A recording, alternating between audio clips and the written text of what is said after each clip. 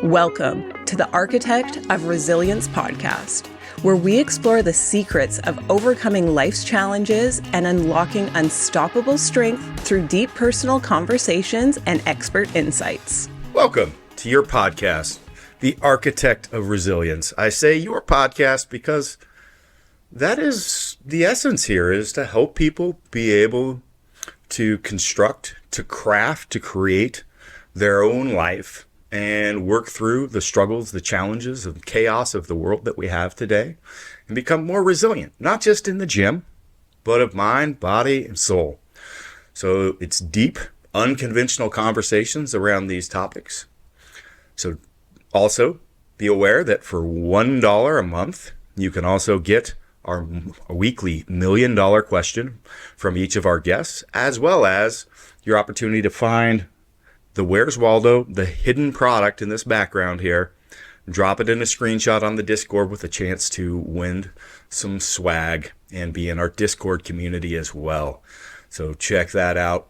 This week, I am so excited to have, I'd love to say my friend, just because we've known each other in the industry so long, but we've never actually spent a bunch of time together. Right. So Mike Tuchscherer, welcome to the show. Thanks. I'm glad to be here. What a cool setup that you've got for this too. I think this is awesome.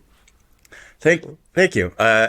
I'm glad you appreciate it. I do. I've only had a few guests in person so far, but even just video, people are like, that's so fitting. It's on brand. Yeah, exactly. When we were setting up, I was like, this nailed it. Right?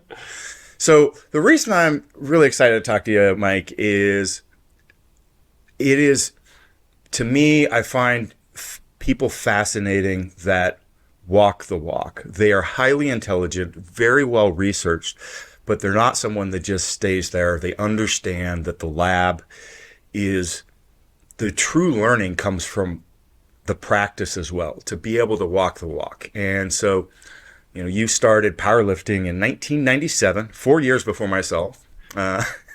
Maybe that's why you're a better powerlifter than me. But you won gold medals in the 2009 World Games. 8 powerlifting national championships. The list goes on. And you've founded Reactive Training Systems. It's a premier coaching service, individualized coaching, working with Olympic weightlifters, strongmen, bodybuilders, footballs, throwers, sprinters. Probably more than that.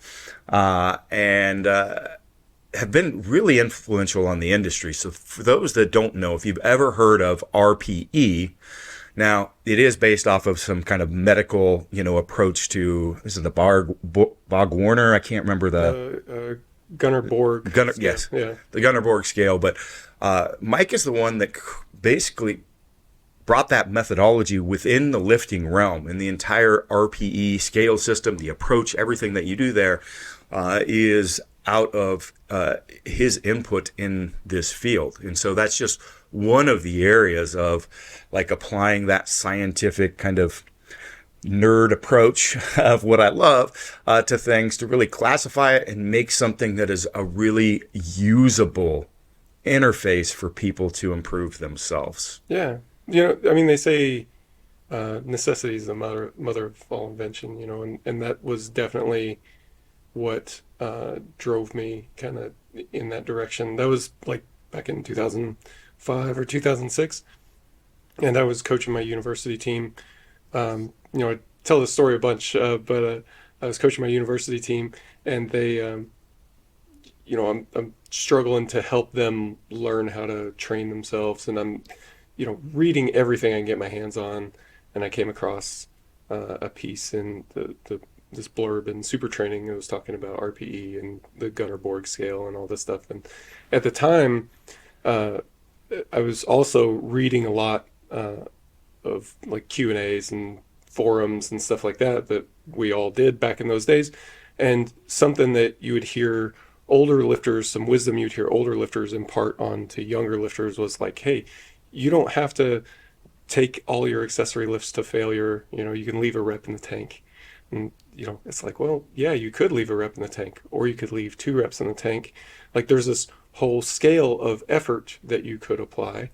And, it just seemed natural to, well, here's the scale of effort in one domain, and we could, just kind of port it over to this other domain of lifting weights. Yeah, it's been tremendous. And well, I've been following you since that time. Honestly, I think I read that article probably in that first year and was really fascinated, and honestly, not very good at implementing that. I definitely fell in the ego lifting perspective. Yeah. And so, but with that same thought process is what kind of drove my desire to get into, the velocity stuff, to just force me through removing the subjective piece of it and doing the objective. But that was brought on, that whole thought process, from your work. And the velocity thing is super interesting. I've seen this a bunch, and and I said in like the early RPE writing, I guess it's obvious that RPE is not for everybody. Some people can implement it more skillfully than others, and everybody, I think, can get better at it. But there's a mindset that goes along with it and everything, and your mileage is going to vary on that. But kind of the next iteration of that is bringing velocity into the equation, and that really appeals to some people, especially people that don't mind numbers and like to tinker and be nerdy with stuff. And as a system, velocity is just not quite mature enough to be like for the masses yet, but it's getting there. Yeah, no, I'd agree. It's not for the masses. Yeah. But RPE, and this is an interesting discussion, is oftentimes really challenging for a new lifter, because you ask them and everything is a 9, a 10. Yeah. Like my son's 14, well, he's turning 15 in another week. But when he first started training this last year, it's like, man, this is hard. This is heavy. And I'm like, dude, you're lifting 100 pounds and I know you can put 50 more on the bar. Yeah. But he couldn't fathom it because it felt so heavy. Yeah. Now, here's the thing that I find fascinating about this, is you said this can be applied to a lot of things. Mm-hmm. What about the stresses of life in general? And it could be your personal life, your business, all these sorts of things of going, wow, this moment is so hard. I can't imagine doing more than this. Yeah. And really it's because you haven't flexed that muscle and learned an actually ability to set an RPE. Yeah. This ability to go, oh, yeah, that's hard, but 7's hard, and I have more. Right. And actually, once I push through that and I understand my capacity, oh, maybe that's even less now when I go into the next experience. And so for me, I think that's just this interesting discussion of a thought process of people that are familiar with RPE, to look at that, like, of the struggles, like working yourself through school or challenging job or, relationship issue that you're working through, and going, hey, what's the RPE on this? What is my mental capacity? So have you ever had some, thoughts or experiences or along that realm? I don't think we've done too much to like really systematize it. We play around with the idea sometimes. For a long time, we would get jokes from people who would like, hey, you can apply RP to anything, like you eating, taking a shit, anything, right? And I guess you could, but I had an RPE 10 ship one time. I'll tell you that. Blood everywhere. I'm telling you. Not good. Screaming. I'm telling you. Yeah, don't want to go there too often. I'd go to the hospital. But I find that people in general, like especially like thinking about like coaching, people are not that good at rating their life stress, and this is a experience that lots of our coaches have had, where things are maybe not going according to plan, and so the coach is starting to do his problem solving thing, and he's talking to the athlete and saying like, hey, how's life stress? Like, are we going through anything that I should know about? Like, no, everything's fine. Okay. And so we keep problem solving. Well, come to find out a little bit further down the road, the guy's like having trouble at work and is dealing with divorce, and some of he says he's fine, but he's not. His ability to rate like where he's at in life stress is maybe not as accurate as he thinks it is. So that's one potential problem. But I do love this idea of kind of anchoring it to something, anchoring it to what's the hardest thing that you've gone through. What do you know your capacity to be?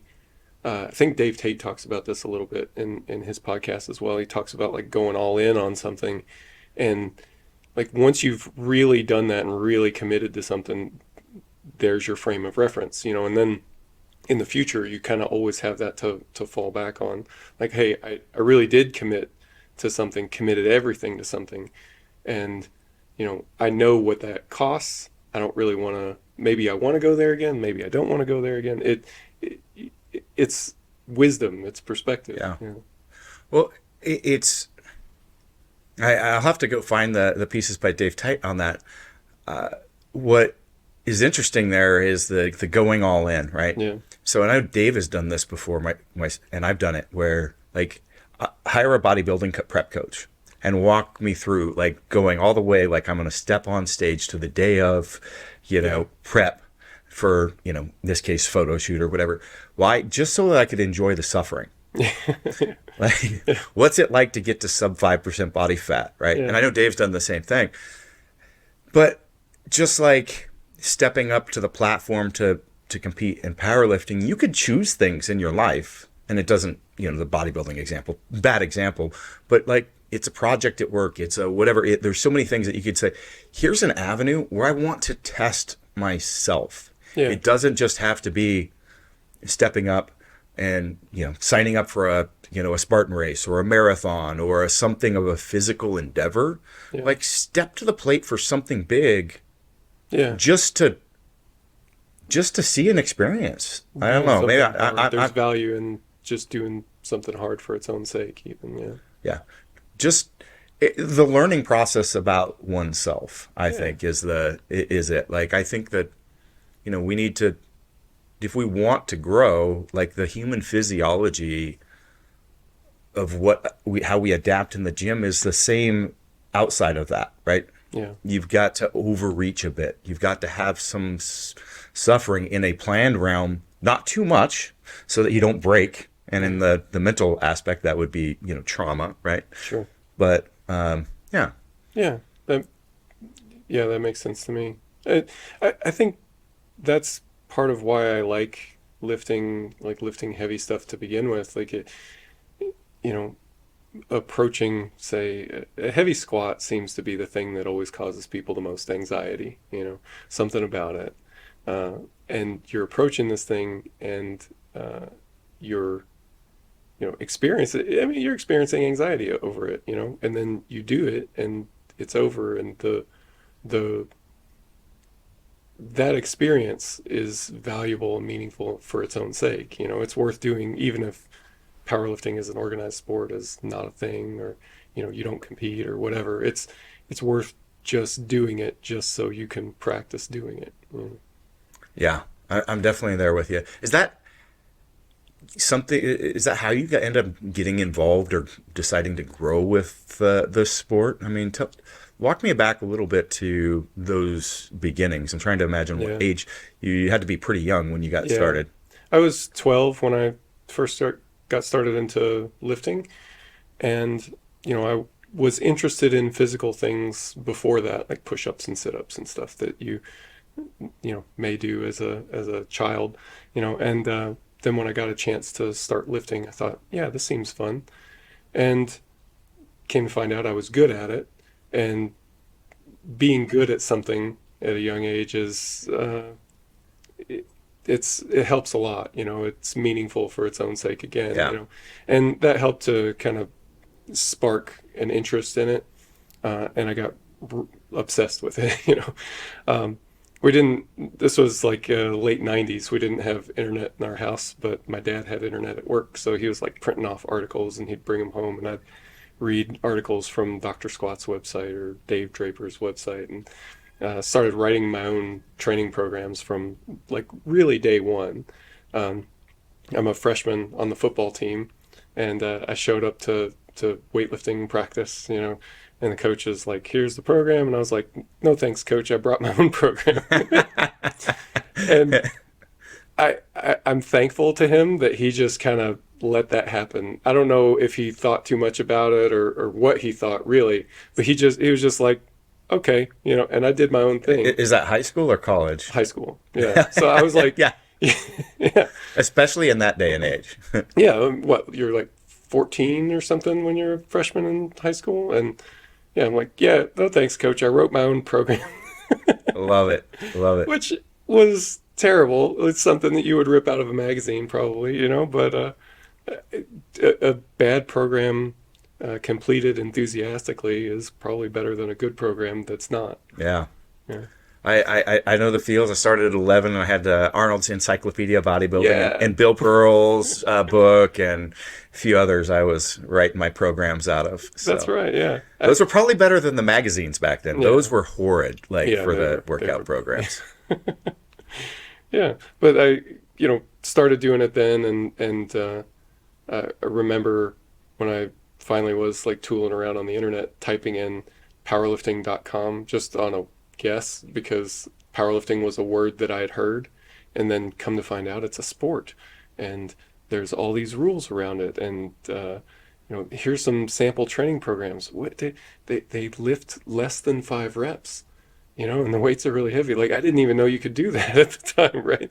And so just like really opened up a whole new world, and I was most interested in anyway. So it really fit naturally. Nice.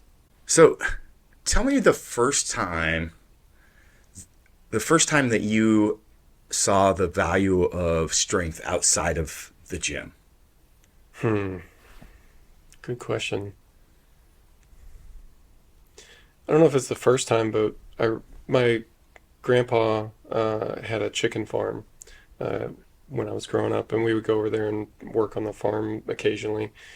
And I mean, it was just always better to be strong than not. It's never better to be weaker. It's always better to be stronger, and that could be in a physical sense, or and just kind of growing up in that time frame. In the 90s, and growing up with like 80s action movies, and like that was just kind of a thing that was always, it was always there. It's always a value. Like, of course you want to grow up and be big and strong. Like, why would you not? And then as things go, and I have these opportunities, and it turns out I'm good at this, and you kind of receive that reinforcement. It became a no-brainer. And it was just something that was like really interesting to me. Like I said, it was an obsession of mine. I didn't intend to like spend my life on it. It kind of worked out that way. But at the time I was thinking, I'm going to, when I get out of school, I'm going to go join the Air Force. I wanted to be a pilot. So when I graduated high school, I went to the Air Force Academy, just kind of angling that direction. But then as time went on, my preferences kind of changed. I picked a different job that allowed me to continue pursuing powerlifting as an athlete at the time. But then, like I said, I coached at my university team. But that's not a job. That you do that while you're in school, and then you move on from that, right? So my intent was to write down the stuff I had learned into like this article series. I was going to try to get it published in Powerlifting USA, and RPE was one of those things. And this is what I learned when I was coaching my university team. And so I wrote and I wrote and I wrote, and it grew and it grew.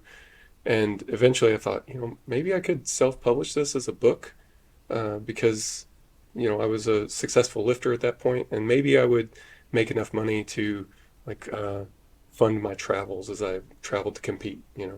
That would be ideal. So I did that, and started to sell this book, and somebody emailed me kind of out of the blue and said, "Hey, will you coach me online?" And I didn't even know you could do that. This was 2008, was like, but hey, yeah, I'll figure it out, right? And so I did, and that was like right when online coaching was starting to take off in powerlifting, and I've been doing it ever since. Yeah, I was gonna say you're very early adopter to a lot of stuff. Yeah. I can't remember when I first reached out to you, but I think it was around that Oh, yeah. 2007, 2008 timeframe. Okay. I was doing stuff in a different fashion, my YouTube and kind Hmm. of some short article publishing. But you were still working another career at that point in Hmm. time. What? I was in the Air Force. That's what I thought. Yeah, I was in the Air Force. I was a launch control officer for ICBMs. So we were living in North Dakota, and I was doing that and coaching kind of in my free time, coaching and training in my free time. And when my time had come up, my wife, who's also in the Air Force, she had orders to go to Italy, and they didn't have my job in Italy.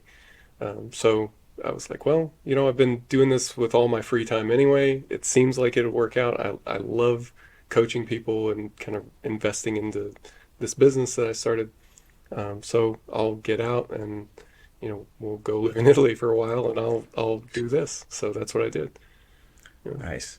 Yeah. So, how old was it when you did your first meet in 1997? So I started training in 97, and they were kind of like some,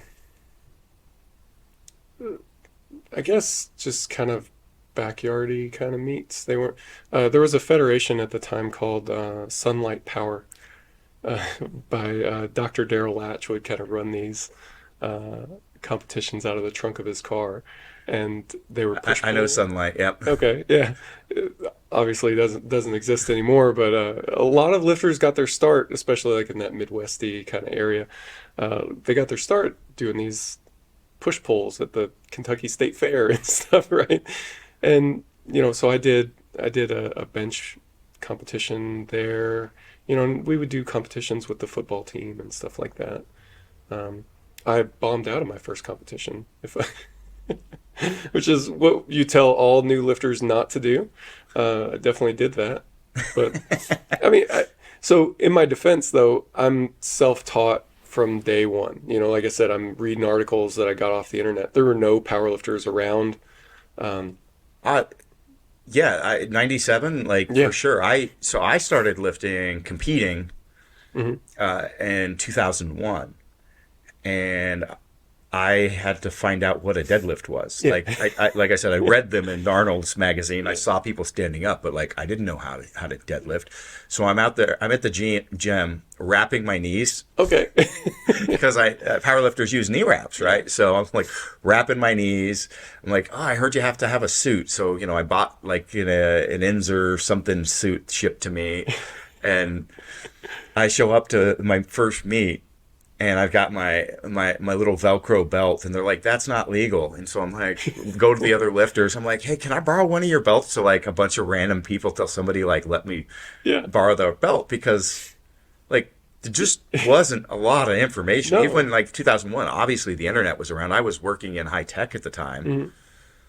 but there was very Powerlifting very wasn't. little information on Yeah. powerlifting at all. Yeah, definitely not. And I mean, since the sport was so small, your chances of being able to train with somebody who knew what they were doing were, basically zero.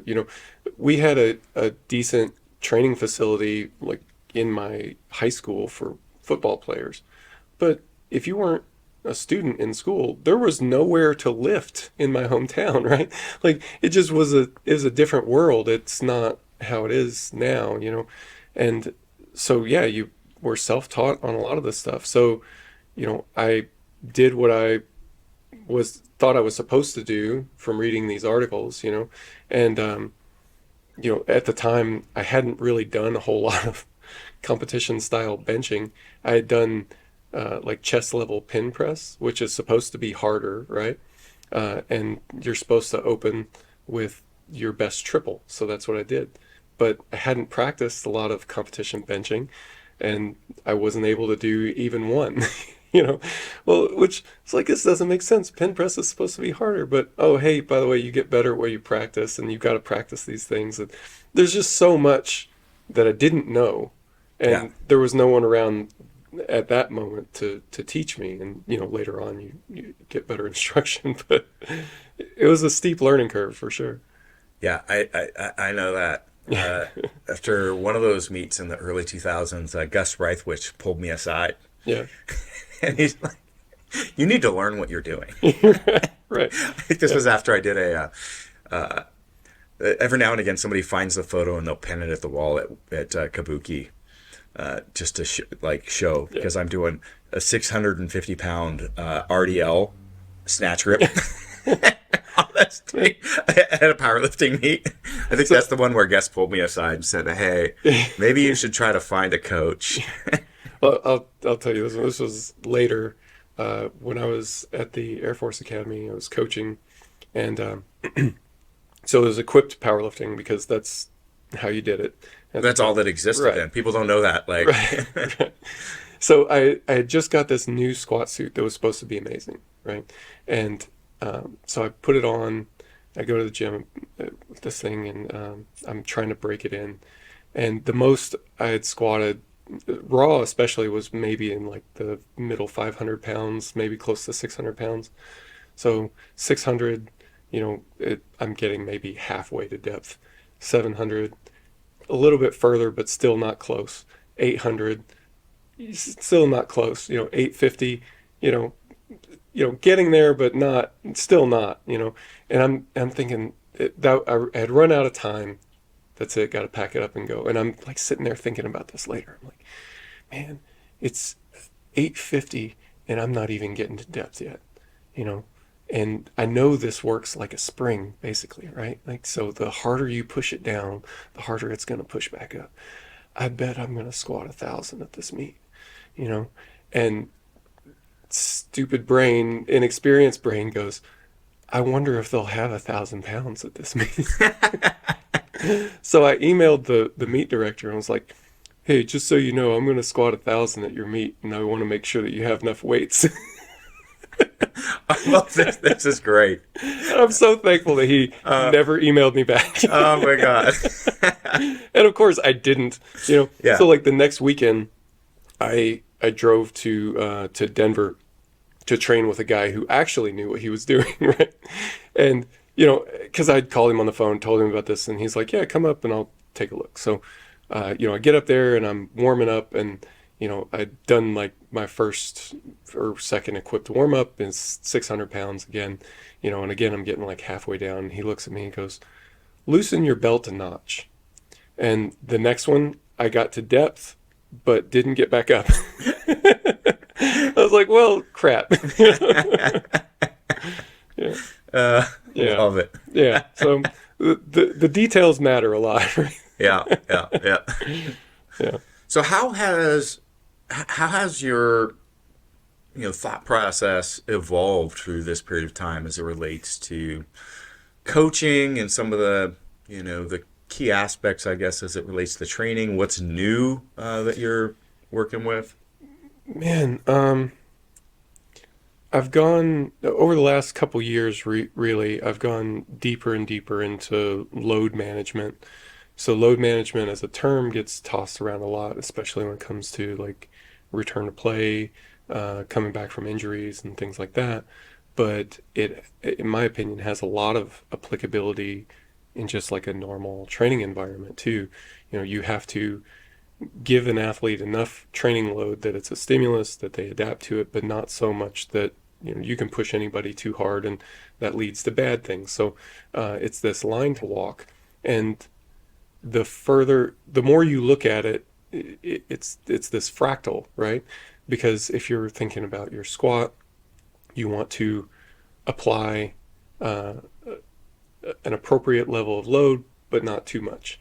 So what informs you what that appropriate level is? Well, my 2 cents, it's your training history, your training baseline. How much training have you done up to this point? And like commonly it's referred to as like acute to chronic work ratio. But what's the chronic, or actually either, what time frames are we talking about? Your acute training load, is that the last 3 days, the last 7 days, the last 10 days? Well, all of those are valid answers, right? And the same with the chronic workload. So the more you look at it, the more the problem expands. And oh, by the way, we're talking about a squat. Not all the muscle groups are taxed in the same way. And just because a muscle group is trained in the squat doesn't mean that it receives a training stimulus from the squat. It doesn't mean that that's the weakest link. It doesn't mean that that's it's something that receives a good training load, a good training stimulus at 70% or 80%.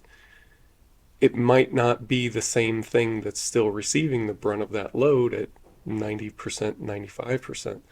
So a good example of what I'm talking about here would be the hamstrings and the deadlift. So imagine like a conventional deadlifter.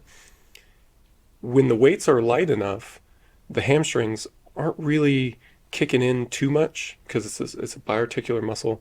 Your body would prefer to not recruit that muscle as long as it doesn't have to, because the more it recruits your hamstrings, the more the quads have to engage to compensate. So if we don't need that for hip extension torque, we'd rather use other things, glutes and adductors, depending on the position. So when you're doing your volume work at 70% or 80% or whatever, you may not be getting a whole lot of stimulus there. But now all of a sudden you take a max attempt, your hamstrings absolutely are kicking in because you need all of the hip extension torque that you can muster. That hasn't received much of a training stimulus just from training the competition lift. So, which muscles are being trained and how they're being trained, like the closer you look at it, the more the problem expands.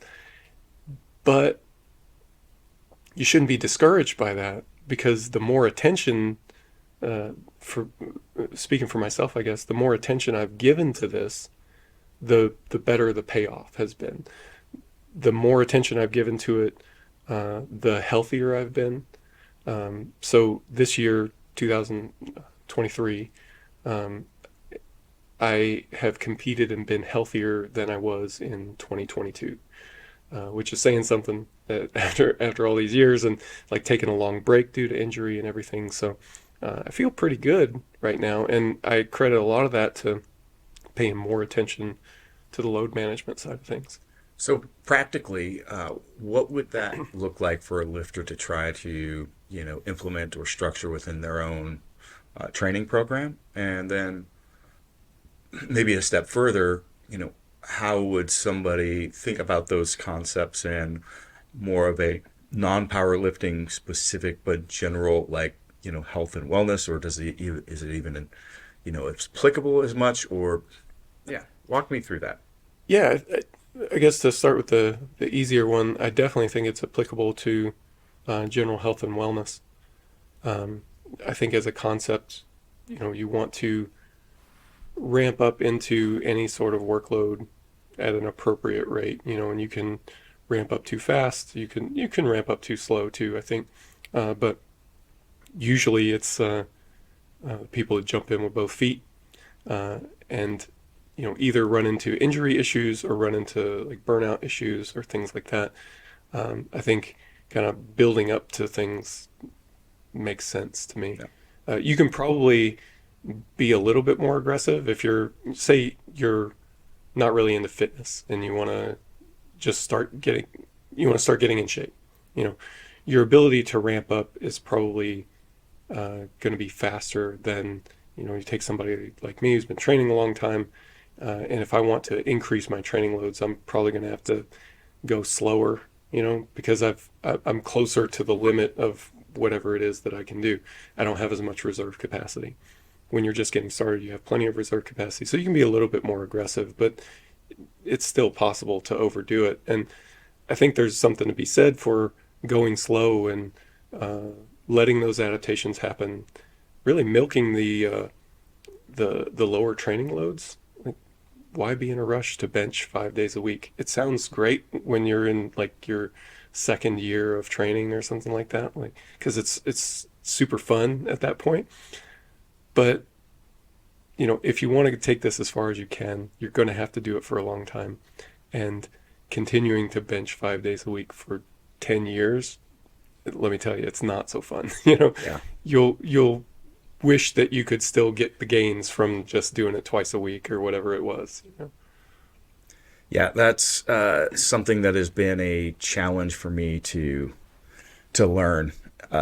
Was a challenge for me to learn in my earlier career is trying to, and I knew it was not a good move, right? Oh, totally. Yeah, but also in the gin pop realm too, and I kind of hate that word because nobody looks at themselves going, oh, "I'm gin pop." Like, Right. Like, how do I market to gin pop? Like, maybe don't call them gin pop. Right. But Let's dive into the world of optimizing your overall health. With pushing my physical limits, I encountered significant reductions in my health, and I reached out to Merrick Health as the premier telehealth service. I loved their personalized health coaching from the comfort of my home. They empower you with the choice of self-service diagnostic labs, or what I chose, the guided optimization with expert interpretations of blood work, health coaching, and with medications delivered to my door. Merrick Health is your partner in optimizing your health. Listeners can seize a fantastic 10% discount off their first blood work with code RESILIENCE at merrickhealth.com.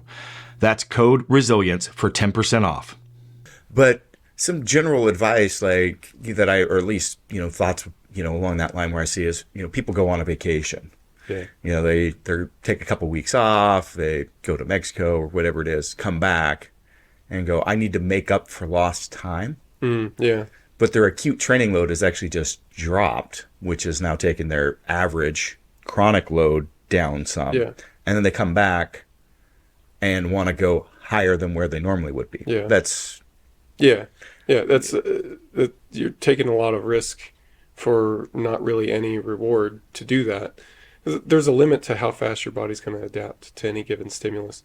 So you've maximized that stimulus and then done more.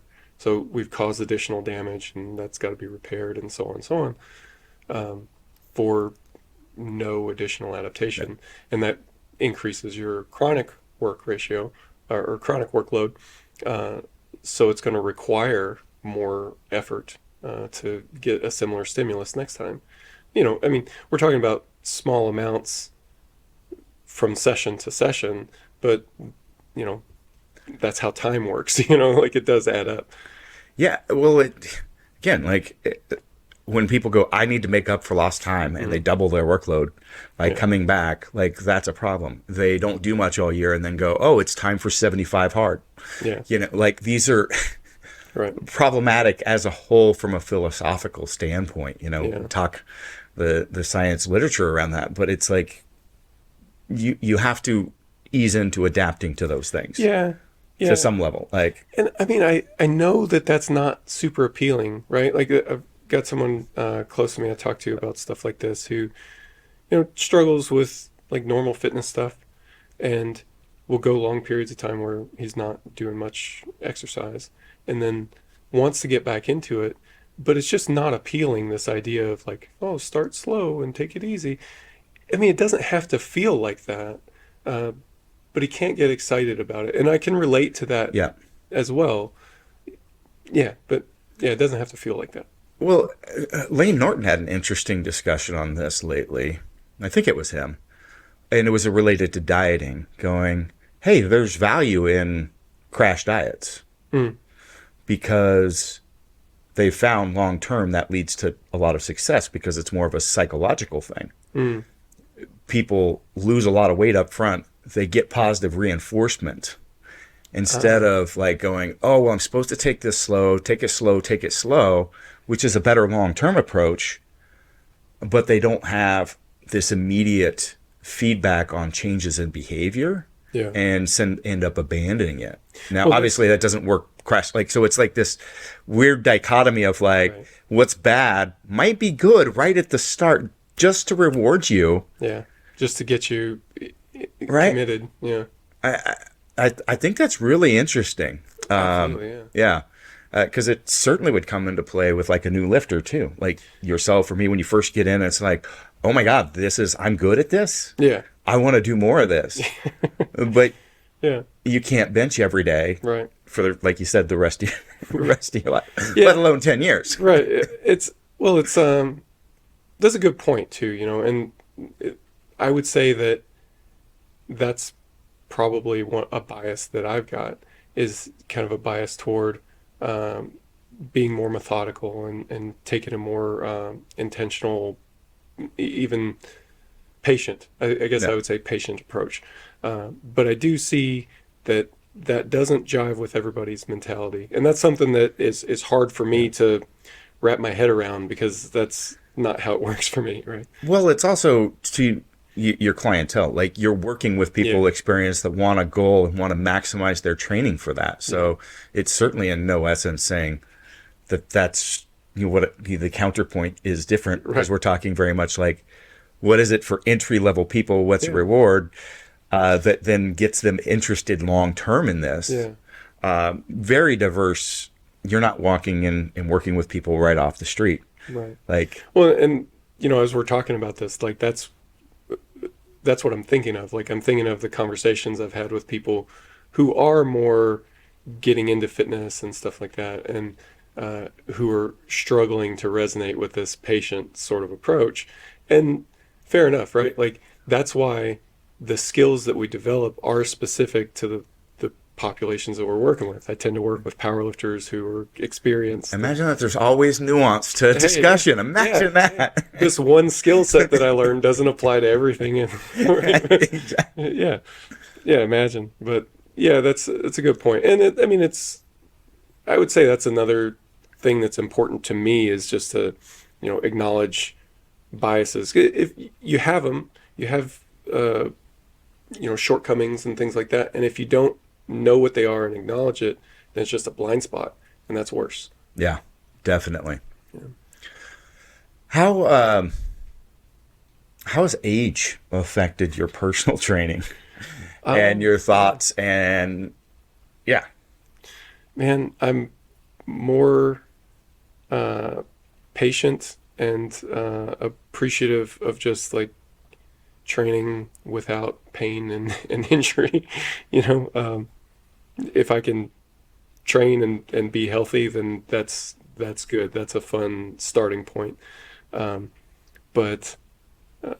I, like you mentioned already, I started competing in '97 and got up to a high level. I was competing. I did my first junior world championship in 2005, my first senior world championship in 2008, World Games, and competed internationally every year since then until 2015. Around 2014, 2015, I had some injuries that were starting to accumulate and were interfering with how I was able to prepare for competitions. 2016, I kind of had enough, and I wasn't able to make any progress on it, and my competition results were getting pretty uninspiring. And so I said, screw it, I'm going to take a break from competing until I can get this stuff resolved. And I stopped competing for 6 years. I probably didn't have to be away for that long, but once I took a step away, I started getting other goals. I wanted to front squat 600 pounds and some other things. I remember that. Yeah. It was. I think we had some talks around that time. I think so. Yeah. It was fun. It was. Ironically, I didn't do that until I decided to come back to powerlifting, which is interesting. So maybe I waited for nothing. but yeah, it did take a substantial break there. But then in 2022, got back into competing, and I've been doing it for it's been 2 years back on the platform, and I appreciate a lot more. I appreciate the experiences that I had as well. So a story I end up telling to a lot of people who are competing internationally and competing at the world level.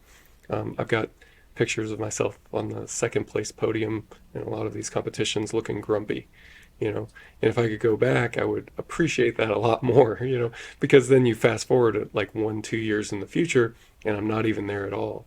And it's not a given that I'll just go back when I feel like it, like getting back to that level is not trivial, and the sport as a whole has moved on and it's a lot more competitive than it was. So you've made it more competitive. Kind of shot myself in the foot there, I think. Well, I mean, that is like fascinating watching the lifts, both on like the, the IPF, as well as, all the untested lifters out there, and like the levels that like once used to be like an out of reach number is like, you gotta be like, you gotta hit that number just to be considered like decently okay. And it's like, those used to be world records. Like, no, I mean, it's just crazy. But the level of knowledge that's in, there's tons of misinformation, but if you know how to filter and find, like, we shot ourselves in the foot, man. I can appreciate that. Like, I'm looking at going back to the national championship next spring, and I mean, who knows how things really play out, and if I thought I had no chance, then I maybe would choose to do something else with my time. So I mean, there's that, but also, like, to look at it objectively for who's going and what they're capable of doing, I'm looking at it and going like, man, I could get close and maybe PR my total and not even podium. Like that's pretty wild to me. Yeah, that is wild. Yeah. People, when I retired from, competing, people, continue to ask me, oh, when are you going to come back? You'll come back. And I'm like, I don't know that I ever will. But if I do, it'll be when I'm over 50. Because like my biggest lifts I ever did were in my 40s. So like going and starting to compete as a master or master 2, I'm like, well, I just need that mental, like, I can't compare numbers here with like what I was willing to do from the use of, anabolics and things like, and, the impact on my life with training and like all this, and go, oh, here's a couple years separation. We're going to remove all that. And then I'm still going to compare myself. Yeah. Like, no. But now I'm like, it's getting up. I'm like, that's 3 years away now. To be like where I'm like, oh shit, that was going to be the time that was way out there when I would consider again. I'm 50 pounds lighter. Yeah. Actually, I think more than that now. Shit. No, I'm, let's see, when I did my squat, I was like 285. Yeah. And I was 218 this morning. Okay. So yeah, I'm like a lot smaller, like individual. You're a different person, and I mean, this comes through when you start to look at training as well. Like, you are a different person, this year versus last year, in small ways and subtle ways, but then over time it stacks up. But I totally appreciate what you're talking about, like with the mentality shift and what is it that keeps you going. I mean, this is something that I've really enjoyed throughout my life, and I like it. I want to keep enjoying it, so trying to find ways of thinking about it, trying to find ways to frame it. It's a work in progress. I mean, I've got to be honest, like, I've thought about this for a long time, and I've known for a long time that someday you hit your last PR. You've lifted the most that you're going to lift. So then what, And I would like to keep finding enjoyment from this, but what is it that keeps you going? It's going to be different from person to person. I love talking to people who are on the other side of that and find out, like, what is it that, drives them. I was talking to Eddie Cohn, it's been some months ago now, but, I was talking to him about, like, what does lifting look like for him these days? And he goes to the gym, he still lifts, he still squats and things like that. He's not trying to be the power lifter that he was anymore. He's moved past that. And, what I was talking to him, like, what is it that keeps you doing this now? And he says, like, I like to be strong. I like to feel strong. I like to, this is a thing that I enjoy doing. So that's a good enough reason. Yeah. And it can be that, it occurred to me, it's like these simple epiphanies that almost sound stupid when you say them out loud, but it's like, oh yeah, I didn't think of it like that. It was recently in a discussion. It's like all these things that sounded so cliche when you're younger, and even anytime they may hear them, they still kind of sound like that. But when you really, really think about some things like that come across that way, there's so much depth that you can put to those. Sure. So what is it? Yeah. I was thinking, there's this question as I started to come back after that break, like, why come back at all? Because there is invariably a comparison to past self, and Yep. and for me, that's anchored to my business, and how does my business portray itself, and how do people perceive my business? So that's a thing as well. So is this really a good idea? And why do it? And what I knew at the time was, I like it. I feel like I can still be good at it. So that's a good enough reason to start, so that's what it was. And I remember doing it's just a local competition with some friends of mine. And we were just competing, having a good time. And I remember being backstage while we were squatting, and just thinking like, yeah, lifting with my friends is fun. And like right then it's like, oh yeah, that's a good enough reason why, like it doesn't have to be like this deep existential thing, if it's that, then great. If it's, hey, this is fun, that's a good enough reason too, So I'm trying to keep that in mind as well, Yeah. Well, your point on making sure that you frame things as you change, I think, is an integral piece, and understanding it doesn't have to be what it was. Yeah. Right. That's again, like if I return to, the platform, I'm going to wait a certain time just to help myself set that. And, now, like, what do I want out of lifting? It's so different. Like, I just want to feel good. It's more of a habit. Like I started lifting when I was 11, and it's like, if I don't lift, I don't feel as good. My mental health isn't as good. And it doesn't matter whether it's push-ups, pull-ups, some sprints. It doesn't matter, as though that it does make it hard for me to get motivated to train my legs, which I barely ever do. Because I'm like, oh man, I don't know if I want to put that kind of effort in right now. Is there a quality to the sessions for you now that you look for then? Yeah. What I like is I like something that feels invigorating. When I walk away from it, I feel energized. So short, intense. So I do a lot of like, I wouldn't say body weight, but I use my Q-bells and my Kratos, and have this and a lot of BFR. So it's just this like continual movement. And so it's a creative, like it's a flow instead of a structured. So it's just nonstop, just this physical stimulus that is both like metabolically heightening as well as, but it's not metabolic training, because that bores the fuck out of me, honestly. But you could think about strength training as done as like a I call metabolic resistance training, whatever you want to. Well, I dig that. I was talking to my neighbor about this, and we were talking.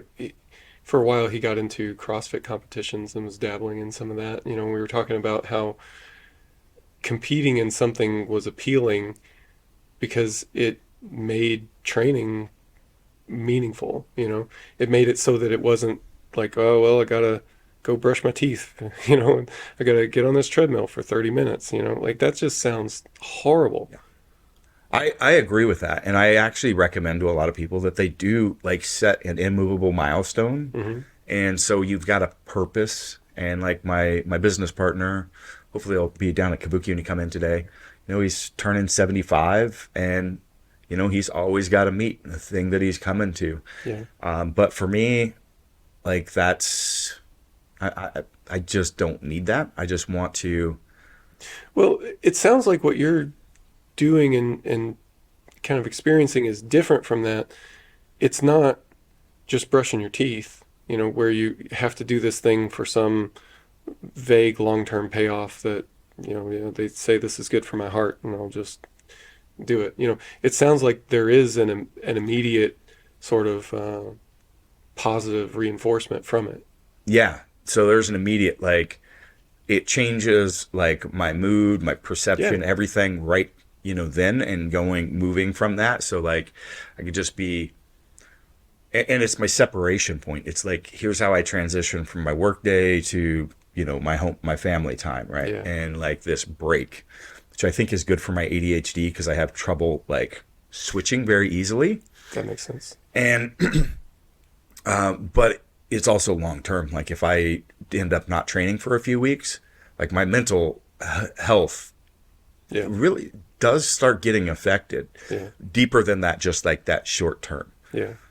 So I can see that. I like to look good. I like to be strong. I like to be able to like be physically active. And well, I relate to that. I guess we're just doing therapy for me now, but like I relate to that more than I would have as a younger man. That lots of people have that perception where they go to the gym, they do, they notice that it affects their mood, they notice that it affects their mental health, and people have said for a long time that that's a reason why they do it, to keep at it and enjoy it. I guess it never really resonated with me until more recently. Like I've noticed that, but that hasn't been the why. But I do feel that starting to change as, I kind of enter another season of my life. Yeah. Well, and another just a big reason for me is just setting an example for my family and the fact that I want to be there for them. Yeah. That's like why I don't use a bunch of anabolics and stuff. Like I've made these distinct changes in my life because I want to be there. And there's no greater, single longevity hack and quality of life hack than strength training. I mean, that is, as much as Dave Asprey says it's not that 15 minutes of training is too much a week. I don't know why that guy hates training so much. He'll do anything but the research is just really clear around this subject. Like, I mean, our bodies need to be subjected to movement and load. That's just plain. And if you don't, you're going to have a lesser quality of life. You're going to have more disease. You're going to have more mental health problems, and you're going to have a shorter lifespan. I mean, that's just the reality of it. Does that mean you should be 250 pounds and jacked? No, that is not that, like adding that kind of muscle mass is probably counterproductive to that stuff. But, it's, I walk the walk. I do what I say and what I believe in, and I enjoy that. Yeah. It's better to be strong than not. Yeah, totally. Yeah. So, for you, what are your non-negotiables for, strength as it comes to where you're at today, where you've settled? Like in terms of like abilities, like what do I want to maintain? You could take this in any spectrum you want, because it could also be completely outside of the gym, when we're talking about strength as a whole. So I guess the bigger thing would be, maybe your definition of strength, or at the end of the day, what are your non-negotiables? Like if powerlifting wasn't there, what are the things that you would feel that you would not want to give up? I mean, whether powerlifting's there or not, I'm not willing to. There's a certain degree of health that I'm not willing to sacrifice, and I feel like I draw that line in a pretty conservative spot. Like if I can't, get down on the floor and play with my kids, if I can't like play catch or, even do like some like running around in the yard and stuff like that with them, then, I'm probably doing too much. The things I'm doing are probably not enhancing my life at that point. And I mean, something about powerlifting anyway is that for the most part, if you're having those issues, then you're selling your long term for the short term anyway, and I don't know, that's never seemed like a smart investment to me. Yeah. So that would be one thing that's kind of a non-negotiable for me. But in terms of like strength abilities, I'm not sure. I haven't. I'm not thought like about that, here's but- like what you need to lift or abilities, but like Yeah. what are the things that you wouldn't want to sacrifice with your training, with Yeah. your, you know.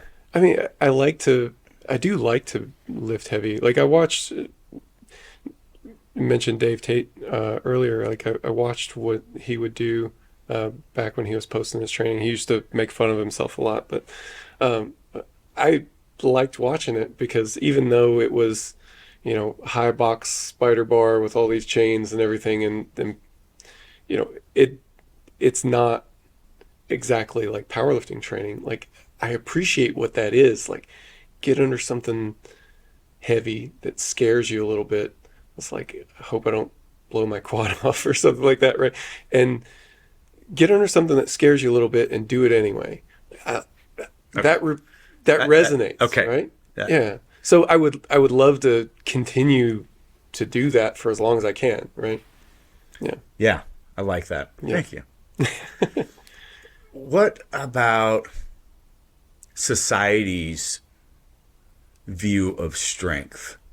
We've seen a lot of shift, I think, through the years around, perception of like lifting, sport, and I just,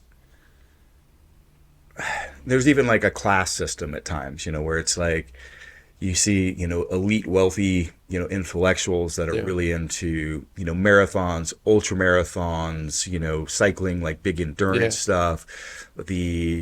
I remember going to the gym, and I was, I had an MBA, I was an executive, and I'd be in there and I'd get asked where I bounce at, like, this is 20 years ago, 25 years ago, but it's just like, there's these things that change. And now it's like with the advent of, CrossFit coming and maybe kind of just as a whole, where do you see things shifting in the future as far as society's view of what strength is? I mean, and again, that could go outside of the gym. Yeah. Well, our acceptance of like lifting weights and resistance training has gotten way, way better, and I mean, for children and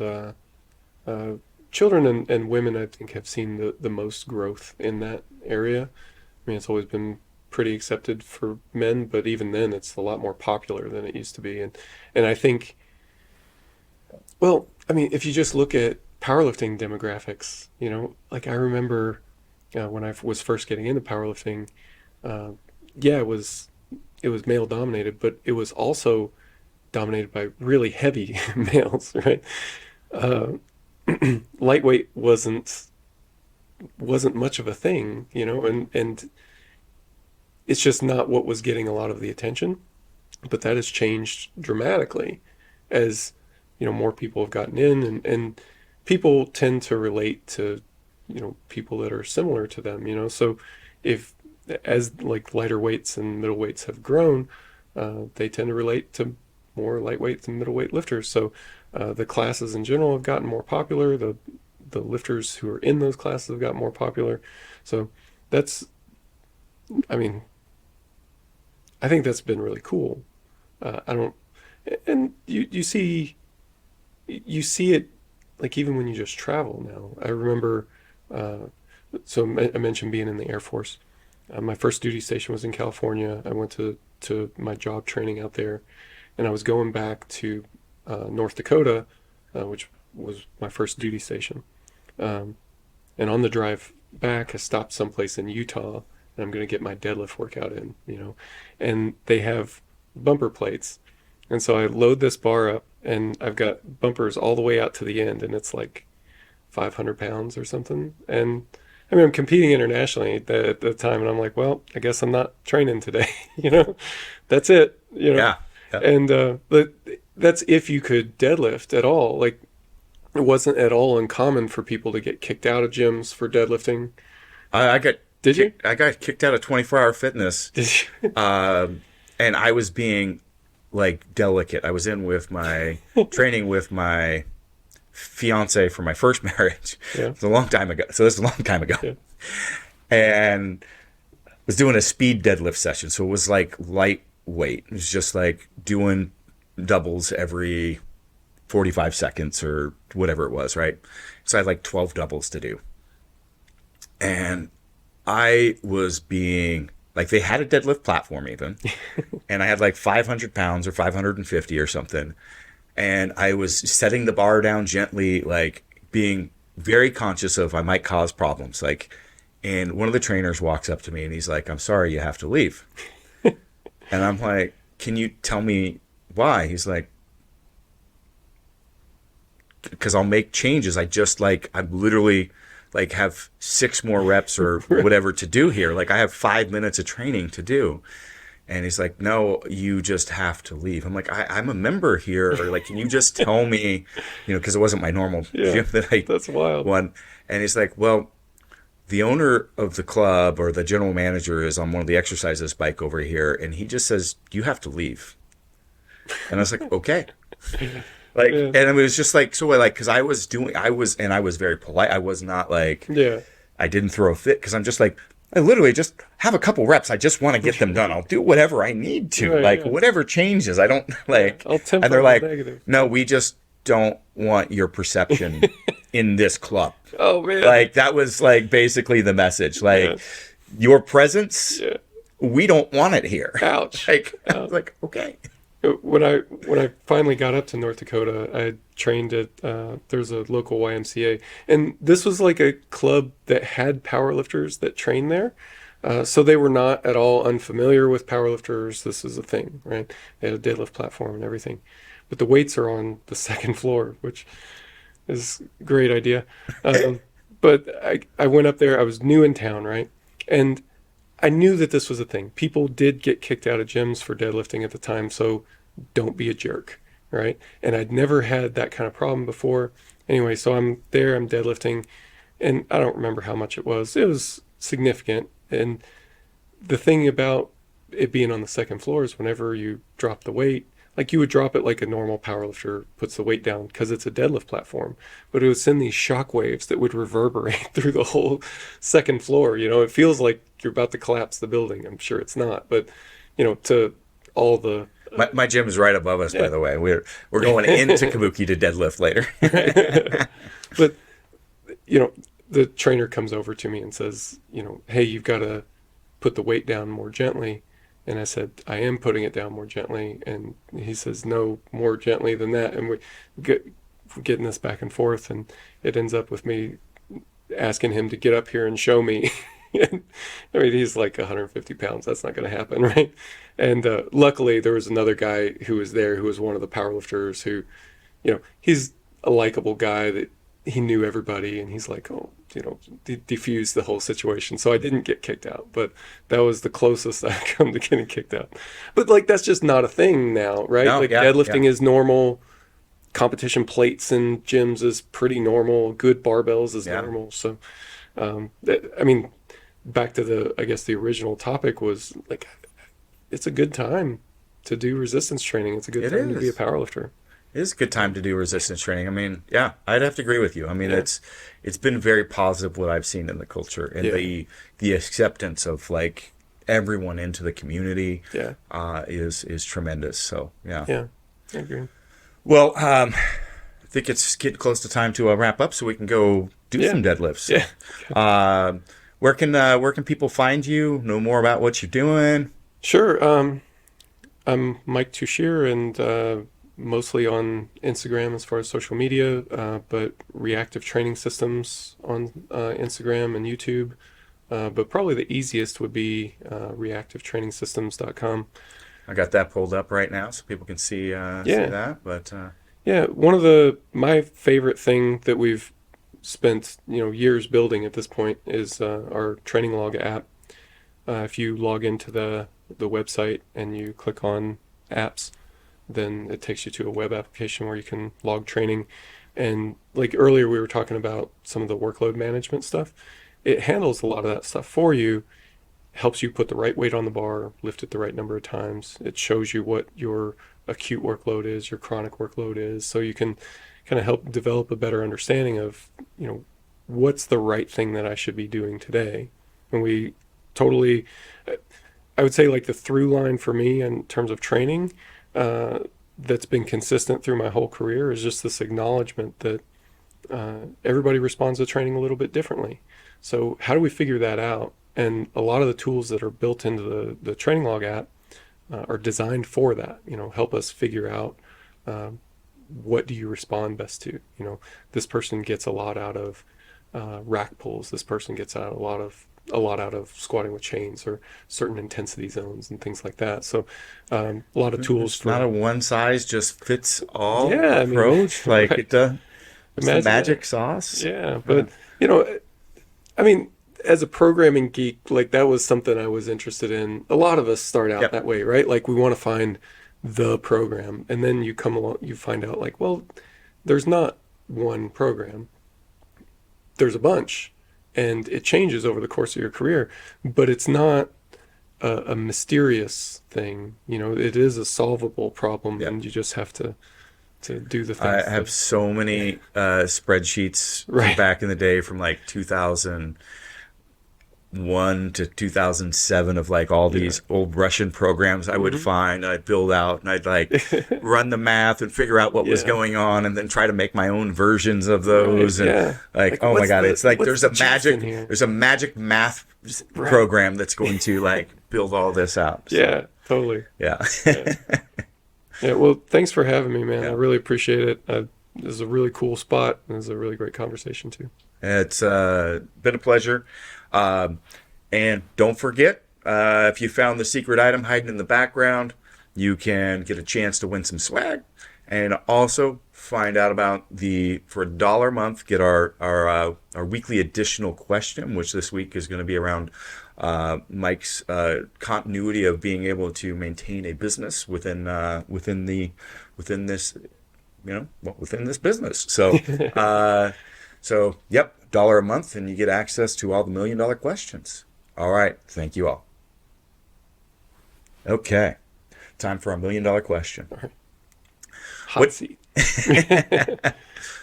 What would be, you think that your single greatest, not your great, maybe that's framed a little wrong, but the key trait that has helped you be able to be sustainable as a coach in this realm for so long? I mean, you started online coaching like when literally it was just becoming a thing. Yeah. And I don't know that there's really even anybody that started at a time that is still around and relevant. You've built RTS, you've got a team of coaches. Reflect on that for a moment. Man, so it's been 15 years. We did our 15-year celebration this year, which was pretty cool. That's wild. I love it. Yeah, man. I think it's a similar process to what you would take with training.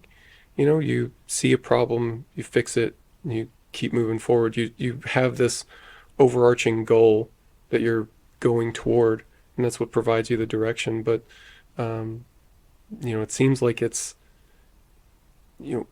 solve the next problem, solve the problem that's in front of you. And I mean, speaking of like being self-taught on things, like I'm self-taught on business as well. Like I got my bachelor's degree in management. It would have been business at a regular school, but it's a military school and they don't want to have a business degree, so it's management. But I mean, save for some accounting stuff, like it's not like directly applicable, right? But so a lot of it ends up being like figure it out as you go. Business is weird though. It's different from training. Powerlifting training in particular has something going for it that makes it easier to figure out. And it's that the culture of powerlifting training is that people want to teach you and people want to help and develop people. For business, it seems to be different. Not everybody's into that. Some people are, the opposite of that. And if you are trying to help people, there's money to be made there, which kind of creates some agency issues too, right? So that it's similar in some ways, but maybe worse in